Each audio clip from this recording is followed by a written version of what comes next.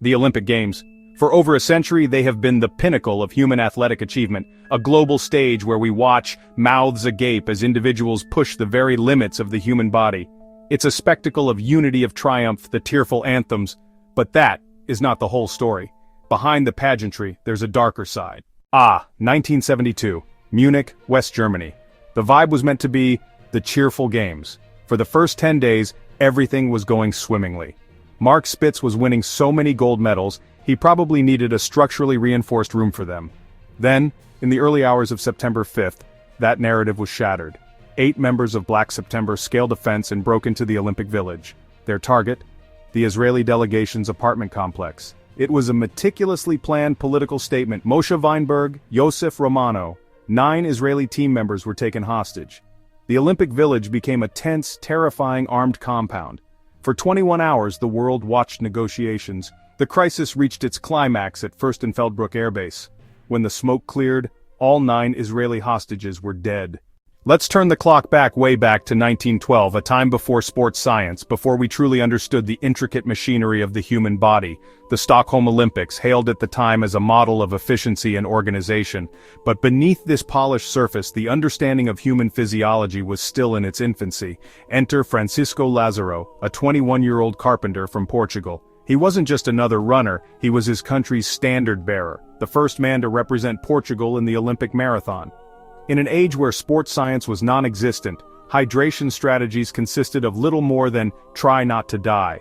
Performance-enhancing substances were a bizarre and dangerous cocktail, more likely to be brandy or even strychnine, a potent poison believed in small doses to be a stimulant. Fearing the sun's brutal rays, Lázaro made a fateful decision. He coated his entire body in suet. The idea was to prevent sunburn, but in doing so, he essentially turned himself into a walking, running piece of human candle wax, sealing his skin and preventing his body's most crucial cooling mechanism: sweating. The day of the marathon was brutally hot. Temperatures soared to 32 degrees Celsius in the shade. The suet had done its work too well. Unable to perspire, his internal temperature skyrocketed. At about the 30-kilometer mark, Francisco Lázaro collapsed. He was found delirious. His body temperature had hit a catastrophic 41 degrees Celsius. He was rushed to hospital but died the next morning. A memorial was held in the stadium. Funds were raised for his family. The official cause of death was a severe electrolyte imbalance. He became the first athlete to die during an Olympic event, a grim milestone. His story is more than a tragic footnote. It's a stark and somber reminder of the fine line between pushing limits and stepping over a precipice, especially when courage outpaces scientific understanding. Fast forward to Rome, 1960, the La Dolce Vita Olympics. The games were televised globally for the first time. This is the story of Knud Enemark Jensen, a 23-year-old Danish cyclist. It was blisteringly hot, near 42 Celsius. The Danish team pushed incredibly hard. He felt dizzy. Teammates splashed him with water. He worsened quickly. With about 10 kilometers left, Jensen's bike wobbled. He crashed to the hot road and was rushed to the hospital. Officially, heat stroke. But the autopsy found traces of amphetamines and other drugs. Extreme heat plus brutal exertion plus amphetamines equals sign a lethal mix.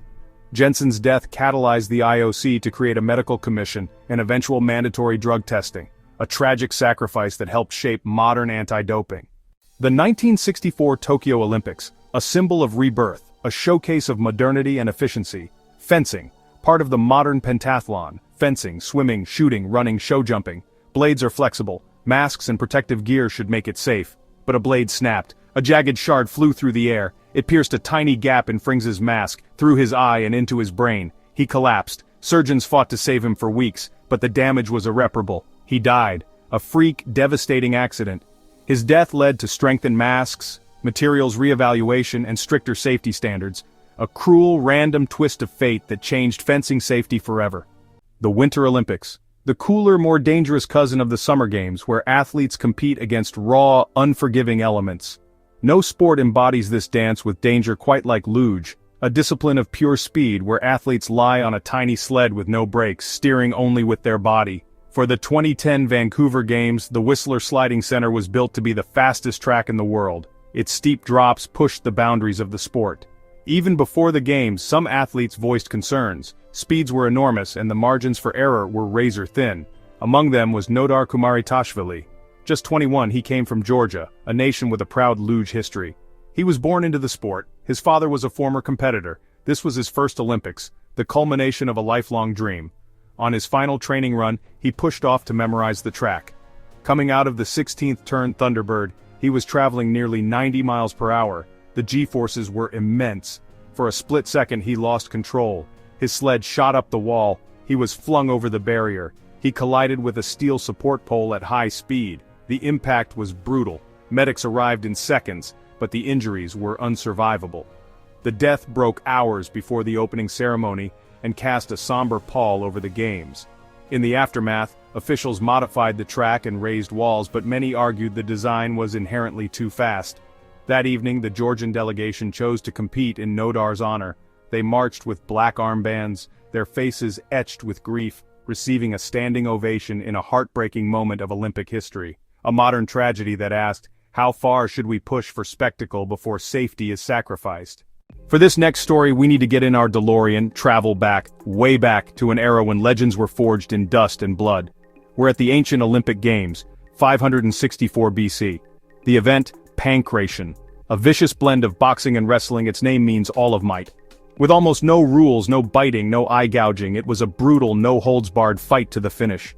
Arrhichion of Phigalia, a revered two-time defending champion, is in the final. But his quest for a third victory is in jeopardy. His opponent has him trapped in a suffocating chokehold and a crushing body scissor squeezing the life from him. He refused to surrender. As his consciousness faded, his trainer shouted from the sidelines, "What a noble epitaph to not surrender at Olympia!" Fueled by these words, Arrhichion used his last strength to wrench his opponent's foot, dislocating the ankle. The opponent, in agony, raised a finger in submission. The judges declared Arrhichion the winner, but when they lifted him, he was lifeless. The chokehold he endured to win had also broken his neck. Arrhichion was dead. In a bizarre twist, the dead man was crowned champion. He was carried home a hero, crowned with the olive wreath. To the ancient Greeks, this was a beautiful death, choosing honor over the shame of defeat, a chilling reminder that victory used to be a lot higher stakes. Recorded by Pausanias and Philostratus, his became a legendary tale of refusing to surrender. Arrhichion won with his death, a morbid, timeless anecdote about the absolute cost of glory. We return to the modern era, the 1996 Summer Olympics in Atlanta. Centennial Olympic Park, the People's Park, free and vibrant. On the night of July 27th, thousands enjoyed a concert. Hidden among the crowd was a man, Eric Rudolph, and a green military backpack with a pipe bomb. At 1:20 a.m. the bomb detonated. Nails and screws turned celebration into bloodshed. One woman, Alice Hawthorne, was killed instantly. A cameraman, Meli Uzunyol, suffered a fatal heart attack rushing to film the scene. Richard Jewell spotted the bag and began clearing the area. A hero. But investigators wrongly named him a person of interest. The media vilified him for 88 days.